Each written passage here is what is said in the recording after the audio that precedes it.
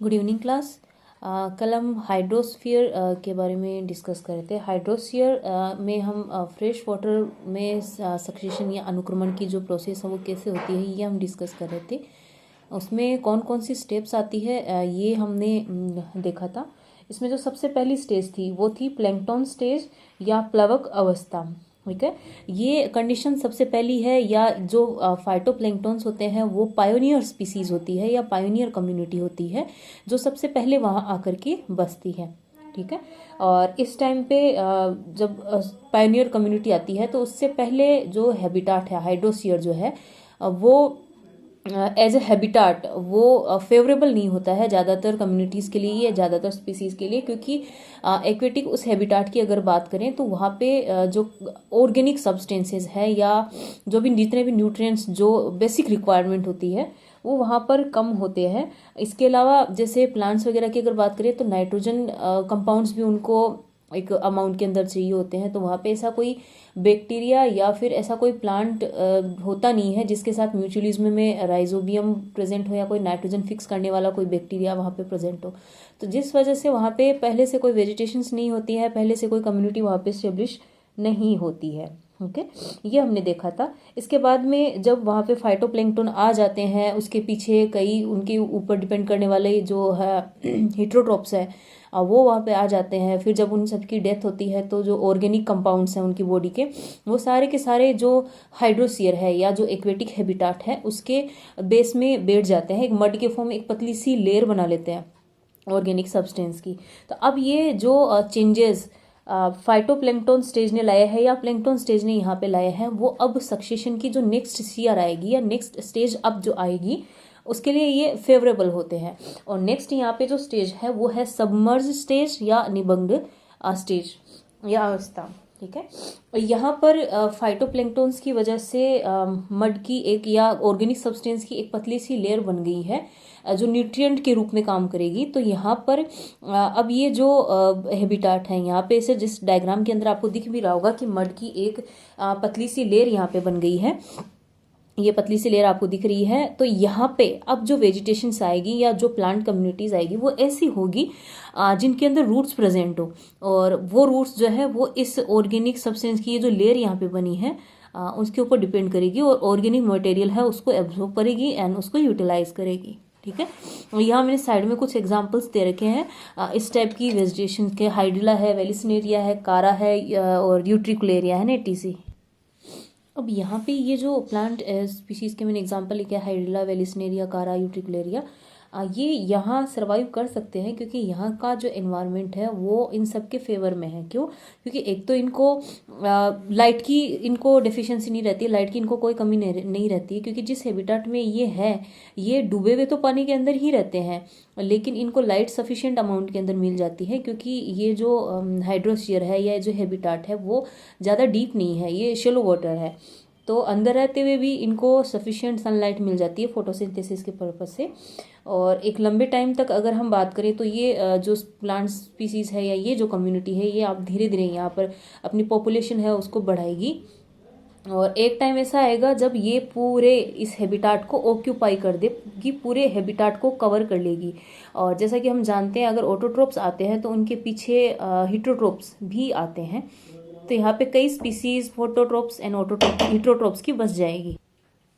और अब जब यहाँ पे इतनी सारी कम्युनिटी बस गई है, इतने सारी प्लांट स्पीसीज है, इतने सारे एनिमल स्पीसीज यहाँ पे एस्टेब्लिश हो गए हैं, तो अब जैसा कि मैंने बताया था कि सक्सेशन में क्या होता है, सक्सेशन में जो वहाँ की कम्युनिटी है वो वहाँ के जो एनवायरमेंटल फैक्टर्स हैं उनके साथ में इंटरेक्ट करती है और बायोटिक फैक्टर एक दूसरे के साथ में इंटरेक्ट करते हैं, और फाइनली जो एनवायरमेंट है उसमें वो चेंजेस लाते हैं। और वो चेंजेस जब वो लेकर के आते हैं तो वहाँ पे पहले से रह रही जो कम्युनिटी है जो स्थापित हो चुकी है, एस्टेब्लिश हो चुकी है, वो उनके फेवर में नहीं होता है।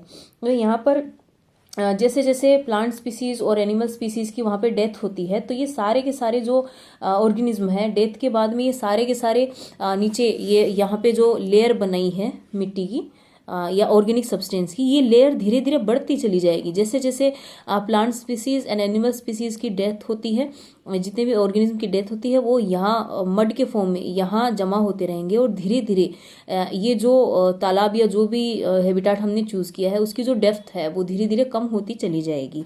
ठीक है, तो ये यहाँ पे डेप्थ कम होना और मडी जो मड जो है उसका बढ़ना, ऑर्गेनिक सब्सटेंस का बढ़ना, न्यूट्रिएंट्स रिचमेंट होना, ये सारे के सारे जो फैक्टर्स हैं वो एक तरह से एनवायरनमेंट में चेंज है। और अब ये जो चेंज आ रहे हैं वो यहाँ पे ये जो स्पीसीज बसी हुई है हाइड्रिला विलिस्नेरिया, इन सब के अभी ये फेवर में नहीं रहेगी, इनके एनवायरनमेंट जो है अगेंस्ट हो जाएगा। तो यहाँ पर जैसे जैसे उस हैबिटाट की डेप्थ कम होती है, पानी की जो गहराई है कम होती है, जो मिट्टी और जो मड है या ऑर्गेनिक सब्सटेंस है उनकी लेयर मोटी होती जाती है, तो अब ये जो कंडीशन है ये इन सबमर्ज स्टेज के फेवर में नहीं है। सबमर्ज का मतलब होता है कि ये डूबे हुए रहते हैं ये प्लांट। जैसे कि डायग्राम में आपको दो एग्जांपल दिख रहे होंगे जो कि पानी के अंदर पूरी तरीके से डूबे हुए हैं। इनकी जो रूट्स है वो तो जो हैबिटाट है उसके एकदम बेस पर है और ये खुद पानी के अंदर ही डूबे हुए हैं, वहीं से सनलाइट इनको मिलती है और ये फोटोसिंथेसिस की प्रोसेस करते हैं। लेकिन जैसे जैसे इस तालाब की जो डेप्थ है वो घटती है, मडी एरिया या इसका जो कीचड़ है वो धीरे धीरे मोटी लेयर बनाता है, तो अब ये जो कंडीशंस यहाँ पे इन्होंने ही बनाई है, अब ये इनके खुद के फेवर में नहीं रहती है। अब ये जो कंडीशन इन्होंने बनाई है ये नई जो कम्युनिटी है या नई जो स्पीसीज है उनको अट्रैक्ट करेगी, उनके लिए एक फेवरेबल हैबिटाट का फॉर्मेशन करेगी। तो नेक्स्ट जो स्टेज है सक्सेशन के अंदर, नेक्स्ट जो शेयर आएगी वो होगी फ्लोटिंग स्टेज या प्लावी अवस्था। ठीक है, तो जैसा कि सबमर्ज स्टेज के अंदर देखा था कि सबमर्ज स्टेज की जो कम्युनिटी है वो अपने एनवायरनमेंट के साथ में इंटरेक्ट करती है और उसे चेंज कर देती है, जो वाटर की डेप्थ है उसको कम कर देती है। ठीक है, तो अब यहाँ पे ऐसी फ्लोटिंग स्पीसीज या फ्लोटिंग कम्युनिटी आकर के बसती है जिनकी रूट्स तो जो हैबिटाट है उसके तल की तरफ या बेस की तरफ चली जाती है, जबकि उनकी लीव्स जो है वो वाटर सरफेस पर वहाँ पे तैरती रहती है, वहाँ पे फ्लोट करती रहती है। इसका एग्जाम्पल सबसे बेस्ट आपने सबने देख रखा है कमल या लोटस, नीलोम्बो जिसको बोलते हैं, या एग्जाम्पल में के अंदर मैंने सबसे पहला लिखा है नीलोम्बो। तो ये इनकी जो जड़ें होती हैं वो तो नीचे जो मिट्टी होती है या जो मड की मोटी लेयर थी वहाँ तक पहुँचती है, वहाँ से ऑर्गेनिक जो न्यूट्रिएंट्स हैं उनको एब्जॉर्ब करती है, उन पर डिपेंड करती है। लेकिन इनकी जो बड़ी बड़ी लीव्स होती हैं वो वाटर सरफेस पर फ्लोट करती है। इसका एग्जाम्पल मैंने लिखे हैं नीलोम्बो, निम्फिया, ट्रेपा, अजोला, एनपिस्टिया, ये कुछ एग्जाम्पल मैंने यहाँ पर लिखे हैं। ठीक है, और अब यहाँ पर सेम ये क्लाइमेक्स नहीं है, दैट मीन ये अपने एनवायरनमेंट के साथ में इंटरेक्ट करेंगे प्लस उसमें चेंज लाएंगे, और जो चेंजेस आएंगे ये उनके अगेंस्ट नहीं होंगे, उनके फेवर में होंगे।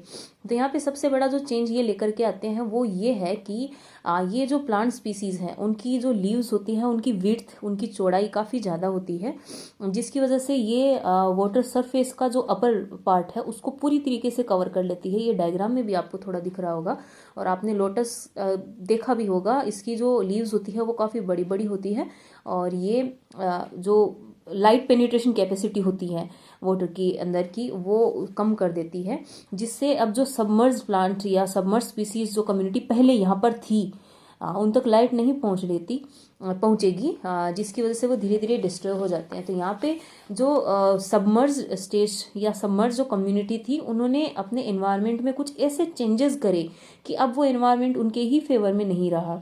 उन्होंने एनवायरनमेंट को ऐसा बनाया कि फ्लोटिंग स्टेज वहाँ पे स्टेब्लिश हो गई, और फ्लोटिंग स्टेज के अंदर जो कम्युनिटी यहाँ पे स्टेब्लिश हुई है उनकी लगभग सबकी सारी जो स्पीसीज होती है सबका एक ही कॉमन फीचर है कि इनके जो लीव्स होती है खूब बड़ी होती है और ये वाटर सरफेस पर फ्लोट करती है, जिसकी वजह से वाटर की जो पेनिट्रेशन कैपेसिटी होती है या प्रकाश की जो भेदन क्षमता होती है वो कम हो जाती है, जिससे जो लाइट है, सनलाइट है, वो जो अंदर डूबे हुए सबमर्ज जो स्पीसीज है या जो नीचे रहने वाली, जो पानी के अंदर रहने वाली स्पीसीज है, उन तक अब लाइट नहीं पहुंचती है, रिजल्टेड वो फोटोसिंथेसिस नहीं कर पाते हैं, और फोटोसिंथेसिस के एब्सेंट में धीरे धीरे उनकी डेथ हो जाती है। और सबमर्ज स्टेज जो है वो फ्लोटिंग स्टेज के कंप्लीटली स्टेब्लिश होने के साथ साथ जो सबमर्ज स्टेज थी वो कंप्लीटली डिस्ट्रॉय हो जाती है। ठीक है, अब यहाँ पे नई जो कम्युनिटी बसी है, फ्लोटिंग स्टेज जो है, या नई सीयर यहाँ पे जो है वो फ्लोटिंग स्टेज है।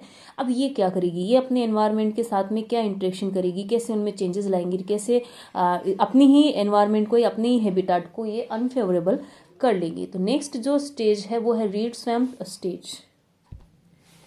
तो यहाँ पे अब जो नेक्स्ट सीयर यहाँ पे स्टेब्लिश होने वाली है वो है रीड स्वैम्प स्टेज। ठीक है, जो इससे पहले वाली स्टेज थी फ्लोटिंग स्टेज, उसने क्या किया था कि उसने वाटर की के अंदर जो लाइट पेनिट्रेशन की कैपेसिटी है उसको कम कर दिया था, जिससे सबमर्ज स्टेज डिस्ट्रॉय हो गई। अब ये क्या करेगी, ये अपने एनवायरनमेंट के साथ में क्या करेगी, जैसा कि मैंने बताया कि इसके अंदर बड़ी बड़ी लीव्स होती है, तो ऑब्वियस सी बात है ट्रांसपायरेशन की और इवेपोरेशन की जो रेट है वो भी यहाँ पे बढ़ जाएगी।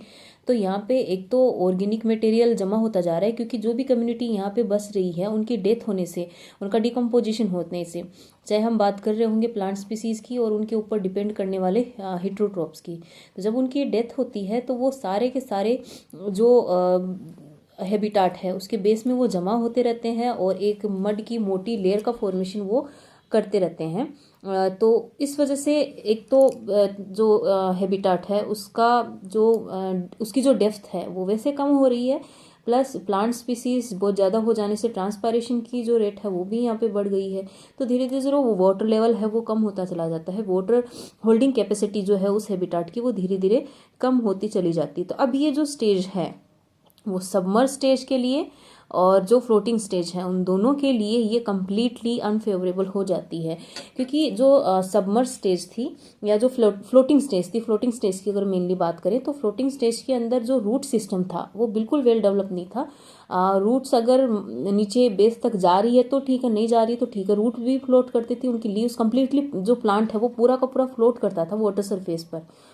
ठीक है, लेकिन अब यहाँ पे ये जो स्टेज आई है रीड स्वैम्प स्टेज है, उसमें मेनली वो प्लांट कम्युनिटीज होती है या मेनली वो प्लांट स्पीसीज होती है जिनमें स्टेम और लीव्स तो वाटर सरफेस के बाहर होते हैं और जो उनकी रूट्स होती है वो नीचे पूरे बेस तक पहुंचती है। ठीक है, और यहाँ पे इनके अंदर वेल डेवलप रूट सिस्टम देखने को मिलता है। ठीक है, और ये जो प्लांट स्पीसीज है रीड स्वैम्प कम्युनिटी के अंदर जो प्लांट्स होते हैं इनको एम्फीबियन स्टेज भी कहा जाता है। इसके एग्जाम्पल मैंने यहाँ लिखे हैं रेननकुलस, टाइफा, रूमेक्स एंड सेजिटेरिया। ठीक है, और इसके अलावा जैसे जैसे यहाँ पे ह्यूमस या ऑर्गेनिक मटेरियल यहाँ पे जमा होता जाता है, इसकी वजह से जो वाटर है वो और ज़्यादा शेलो होता चला जाता है, हैबिटेट और ज़्यादा शेलो होता चला जाता है, वाटर का जो लेवल है वो 1 से 2 फुट ही रह जाता है। तो जैसे जैसे वाटर यहाँ पे कम होता है, यहाँ पे रीड स्वैम्प स्टेज है वो कंडीशन इसके फेवर में नहीं रहती है, क्योंकि ये भी एक सीयर स्टेज है, ऑब्वियसली बात है अपने एनवायरनमेंट के साथ में इंटरेक्ट करेगी और जो भी ये इंटरेक्ट करेगी ये चेंजेस लेके आएगी और चेंजेस इसके खुद के फेवर में ही नहीं होते हैं। तो यहाँ पर ये जो वाटर की वेपोरेशन की रेट है वो बढ़ा देती है और ऑर्गेनिक सब्सटेंस कंटिन्यूसली जमा होते ही जा रहे हैं, धीरे धीरे वाटर लेवल कम होता जा रहा है, जिसकी वजह से अब ये जो कंडीशन बना रही है ये इसके खुद के फेवर में ही नहीं रहेगी। और जैसे ही एनवायरनमेंट इनके अगेंस्ट होता है, नई स्पीसीज यहाँ पे आना स्टार्ट हो जाएगी, नई कम्युनिटी यहाँ पे आना स्टार्ट हो जाएगी, कम्युनिटी रिप्लेस होने लग जाएगी। इसके बाद में नेक्स्ट जो स्टेज यहाँ पे आएगी, मार्स मीडो स्टेज यहाँ पे आएगी, उसमें कैसे प्लांट्स होते हैं और एनवायरनमेंट उनके फेवर में कैसे रहता है ये हम डिस्कस करते हैं। तो जैसे जैसे वाटर के अंदर वाटर की डेप्थ कम होती चली जाती है, वहाँ पे ऑर्गेनिक जो मटेरियल है और जो मिट्टी की लेयर है वो मोटी होती चली जाती है। तो एक टाइम ऐसा आता है जब वो एक्वेटिक हैबिटेट कम्प्लीटली एक दलदली एरिया या जिसको मार्सी एरिया बोलते हैं उसमें कन्वर्ट हो जाता है। ठीक है, और इसके अंदर वाटर जो है कुछ इंच ही उसकी डेप्थ होती है, कुछ इंच का ही रह जाता है। तो अब ये जो कंडीशंस है वो रीड स्वैम्प स्टेज के अगेंस्ट है। रीड स्वैम्प स्टेज है वो इतने कम पानी में सर्वाइव नहीं कर सकते हैं, तो उनकी जो ज़्यादातर जो स्पीसीज है वो एक्सटिंक्ट हो जाती है, विलुप्त हो जाती है और उसकी जगह नई कम्युनिटी है वो बस जाती है। इसके एग्जाम्पल मैंने यहाँ कुछ लिखे हैं, ग्रेमिनी, कैरेक्स, साइप्रियसी, कोला, मेंथा, ये कुछ एग्जाम्पल है मार्स मेडो स्टेज के। ठीक है, इसके अलावा अब यहाँ पर जो ग्रास लैंड है या ग्रास जो है वो भी कुछ स्पेसिफिक स्पीसीज यहाँ पे डेवलप होना स्टार्ट हो जाती है। और अब ये जो नए यहाँ पर प्लांट्स आए हैं जिनका कि रूट सिस्टम है वो वेल डेवलप है, तो ओबियसली बात है रूट सिस्टम अगर वेल डेवलप है तो इवेपोरेशन की रेट और कहीं ज़्यादा बढ़ जाएगी, और प्लस वो खुद वाटर का एब्जॉर्प्शन है उस वो बहुत ज़्यादा करेंगी। ठीक है, तो ट्रांसपरेशन की वजह से और एब्जॉर्प्शन की वजह से वाटर कंटेंट जो बचा हुआ था वो भी यहाँ पर कम हो जाता है, और प्लस साथ साथ में यहाँ पे जो डेड ऑर्गेनिक मटेरियल है उनकी वजह से जो बची कुछ ही जो पानी था, कुछ इंच जो बचा हुआ था वो भी अब खत्म हो जाता है। तो यहाँ पे कम्प्लीटली एक ड्राई लैंड का धीरे धीरे एक टाइम बाद में फॉर्मेशन हो जाता है।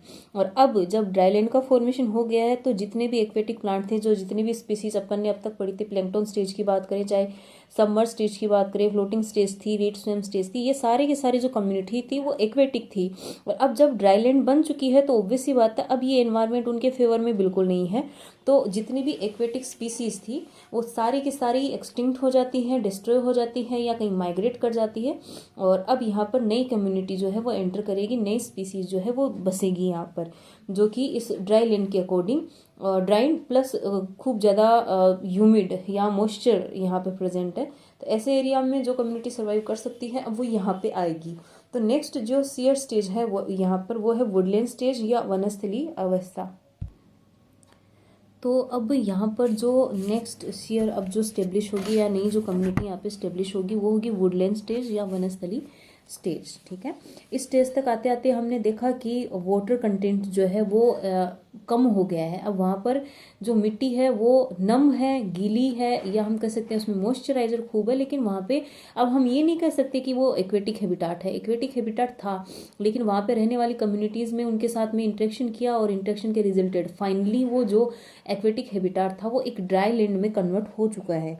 हालांकि ये चीज़ यहाँ पे देखने को मिलेगी कि जो यहाँ की सॉइल है उसमें मॉइस्चर या जो नमी है वो खूब होती है, तो उसके अकॉर्डिंग अब यहाँ पर नई कम्युनिटीज़ जो है वो बसने लग जाएगी।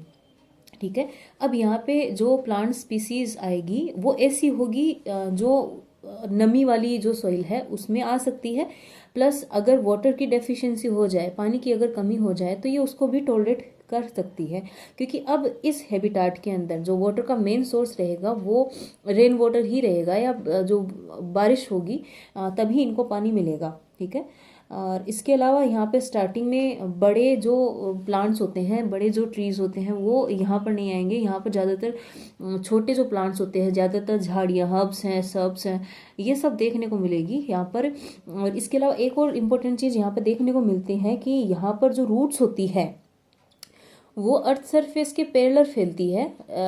90 डिग्री एंगल बनाने की बजाय, सीधे मतलब नीचे की तरफ जाने की बजाय ये पैरेलल उसके अर्थ सरफेस के फैलती है। और इसके कुछ एग्जाम्पल मैंने यहाँ लिखे हैं, salix, populus, alnus and cornus, ये इसके कुछ एग्जाम्पल है। और इसके अलावा जो प्लांट्स है ऑब्वियस सी बात है वो ट्रांसपरेशन भी करते हैं, इवेपोरेशन भी करते हैं, तो धीरे धीरे जो मॉइस्चर रेट है सोइल के अंदर की वो और कम होती चली जाती है। एक टाइम बाद में ये मॉइस्चर लेवल बहुत कम कर देता है और वाटर कंटेंट जो है वो सोइल का और कम हो जाता है।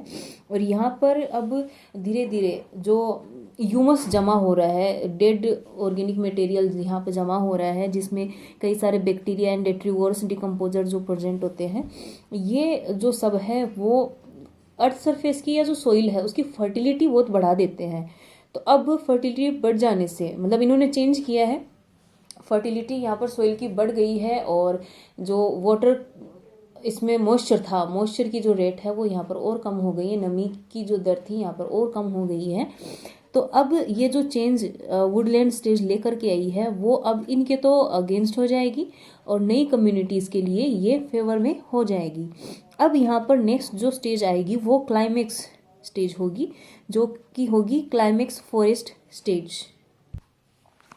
ये यहाँ लास्ट जो फाइनल क्लाइमेक्स स्टेज है, क्लाइमेक्स फॉरेस्ट स्टेज है, ये यहाँ पर देखने को मिलता है कि अब बड़े बड़े ट्रीज़ यहाँ पर हैबिटाट को ऑक्यूपाई कर चुके हैं, वो उसको भर चुके हैं। तो इसका रीज़न यही रहा कि इससे पहले जो कम्युनिटीज़ यहाँ पे बसी थी, या इससे पहले की जो सीयर स्टेज यहाँ पे बसी थी, उन्होंने अपने एनवायरनमेंट के साथ में इंटरेक्शन किया, उसमें चेंजेस लाए और जो चेंजेस नेचुरली आ रहे थे उनके कभी अगेंस्ट नहीं हुए, उनके हमेशा फेवर में रहे, जिसकी वजह से एनवायरनमेंट हमेशा उनके अगेंस्ट होता चला गया। लेकिन क्लाइमेक्स जो स्टेज होती है उसके बारे में हमने पहले भी डिस्कस किया था कि क्लाइमेक्स स्टेज वो स्टेज होती है जो जल्दी से चेंजेस को एक्सेप्ट नहीं करती है और अपने इन्वायरमेंट के साथ में इंटरेक्शन तो करती है लेकिन उसमें चेंज लेकर के नहीं आती है, वही स्टेज क्लाइमेक्स स्टेज कहलाती है। और जो क्लाइमेक्स स्टेज होती है उसको रिप्लेस नहीं किया जाता। कोई नेचुरल कोई डिजास्टर या कोई बड़ा अगर कोई रीज़न हो इसके पीछे तो अलग बात है, अदरवाइज नेचुरली अगर एनवायरनमेंट चेंज नहीं हो रहा है तो क्लाइमेक्स स्टेज को रिप्लेस नहीं किया जा सकता। ठीक है। और अब यहाँ पे जो फॉरेस्ट डेवलप होंगे और फॉरेस्ट भी किस टाइप के होंगे वो डिपेंड करता है कि वहाँ पर बारिश कैसी होती है, रेन कैसी या प्रेसिपिटेशन यहाँ पर कैसा होता है, ये देखने को इसके अकॉर्डिंग डिपेंड करती है। फॉर एग्जांपल सपोज ये ऐसा एरिया जहाँ पे बारिश बहुत ज़्यादा होती है, जो सोइल है उसमें मॉइस्चर भी था प्लस वहाँ पे ह्यूमस या न्यूट्रिएंट्स भी काफ़ी अच्छी अमाउंट में प्रेजेंट थे, ऊपर से बारिश भी अगर बहुत अच्छी हो रही है, प्रेसिपिटेशन भी खूब अच्छा हो रहा है, तो यहाँ पे जो फॉरेस्ट डेवलप होगा वो ट्रॉपिकल रेन फॉरेस्ट यहाँ पर जनरली डेवलप होगा। और अगर यहाँ पे बारिश कम होती है तो यहाँ पर ट्रॉपिकल जो डेसिडुअस फॉरेस्ट है या उष्ण कटिबंधीय पर्णपाती वन जो है वो यहाँ पर धीरे धीरे डेवलप हो जाएंगे। ठीक है। तो यहाँ बारिश के अकॉर्डिंग डिसाइड किया जाता है कि किस टाइप का फॉरेस्ट होगा, लेकिन जो क्लाइमेक्स स्टेज है वो होगी फॉरेस्ट ही। ठीक है। वो बारिश पे डिपेंड करती है। तो ये था हाइड्रोस्फीयर, जिसमें कैसे हमने देखा स्टेप बाय स्टेप है। वो सीयर आती है, सबसे पहले पाइनियर्स कम्युनिटी यहाँ पे स्टेब्लिश होती है, धीरे धीरे एक के बाद में एक सीयर आती जाती है, वो रिप्लेस होती रहती है, नई सीयर यहाँ पर आती रहती है और फाइनली एक टाइम ऐसा आता है जब यहाँ पे क्लाइमेक्स स्टेज है वो हैबिटाट को ऑक्यूपाई कर लेती है और क्लाइमेक्स स्टेज को रिप्लेस नेचुरली नहीं किया जा सकता, वो लंबे टाइम तक वहाँ पे सर्वाइव कर सकती है। ठीक है। तो ये यहाँ पर हमने जो भी कम्युनिटीज पढ़ी थी, आपने ध्यान दिया हो तो हमने सिर्फ प्लांट स्पीसीज को ही डिस्कस करा था कि किस स्टेज के अंदर किस टाइप के प्लांट्स आते हैं, एग्जाम्पल हमने देखा था।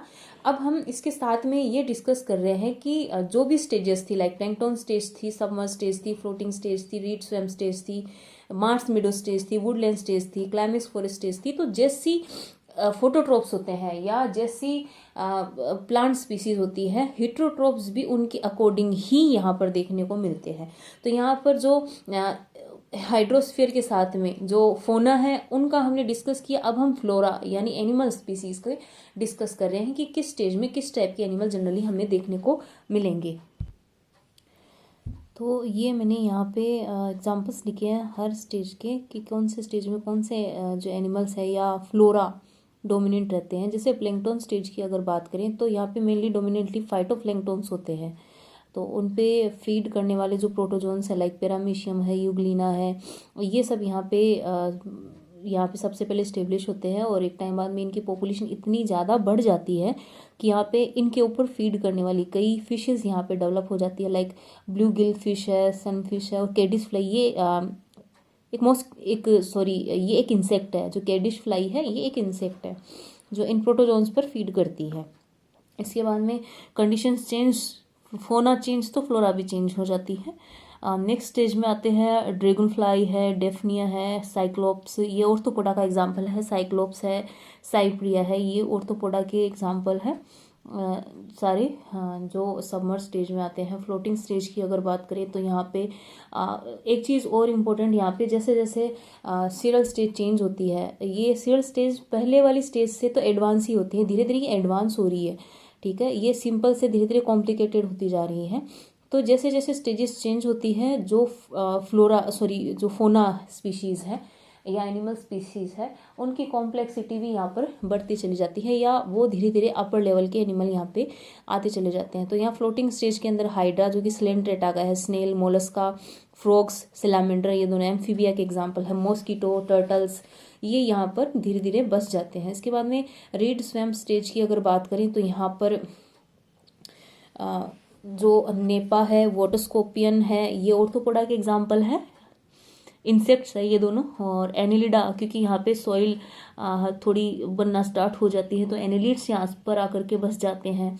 और बर्ड्स की अगर बात करें तो इनके ऊपर फीड करने वाली, इन एनिमल्स के ऊपर ही फीड करने वाले kingfisher, blue heron, ducks, beavers और रेट्स जो है वो मैमल्स हैं, वो यहाँ पर आकर के धीरे धीरे स्टेब्लिश हो जाते हैं।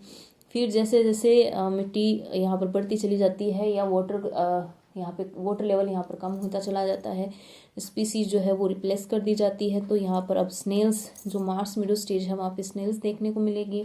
और लास्ट में जो दो स्टेज थी, Woodland stage and climax stage, यहाँ पर आपको हायर वर्टिब्रेट्स लगभग सारे देखने को मिलेंगे, क्योंकि क्लाइमेक्स फॉरेस्ट स्टेज जितना ज़्यादा यहाँ पर फोटोट्रोप्स की डाइवर्सिटी होगी, उतनी ही ज़्यादा डाइवर्सिटी आपको हेटेरोट्रोप्स की देखने को मिलेगी। तो किसी भी जगह पर अगर हम डाइवर्सिटी की बात करें तो सिर्फ प्लांट स्पीसीज में डाइवर्सिटी नहीं देखने को मिलती, अगर वहाँ पे प्लांट स्पीसीज में डाइवर्सिटी, तो डेफिनेटली उनके अकॉर्डिंग उन पर फीड करने वाले हेटेरोट्रोप्स की जो डाइवर्सिटी है वो भी आपको ज़्यादा ही देखने को मिलेगी। इसके बाद में नेक्स्ट जो सीयर हम डिस्कस करेंगे वो है xerosere in the next class. That's for all today. Thank you.